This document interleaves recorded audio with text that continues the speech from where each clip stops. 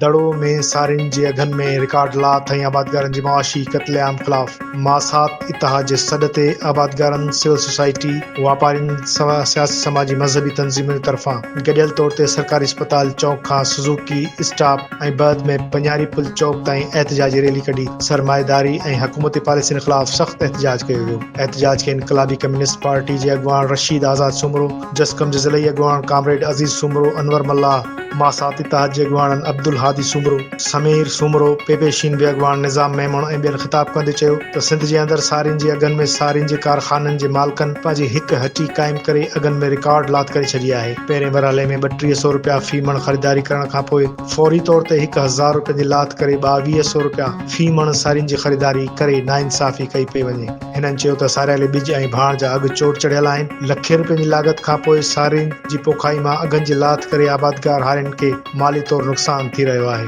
जंहिंजे करे संदन मुआशी तौर क़त्ल कयो पियो वञे, जंहिंजो सिंध सरकार खे नोटिस वठणु घुर्जे।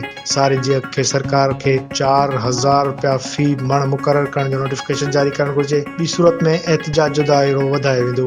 असां हिकु भेरो ॿीहर ॿुधाईंदो त दड़ो ऐं भरपासे में सारियूं लहण खां पोइ रिकॉर्ड लाथ थी वई आहे ऐं आबादगारनि जो मुआशी क़त्लेआम ख़िलाफ़ एहतजाजी मुज़ाहिरो कयो पियो वञे। हारियुनि जे हक़ ते दाड़ो, हारियुनि जे हक़ ते दाड़ो, सारियुनि जो हक़ मयार बि ॾियां थो उन्हनि हारियुनि खे, उन्हनि आबादगारनि खे जिन नौजवाननि जे सॾ में सॾ कोन ॾिनो आहे ऐं उन्हनि सां गॾु कोन थिया आहिनि।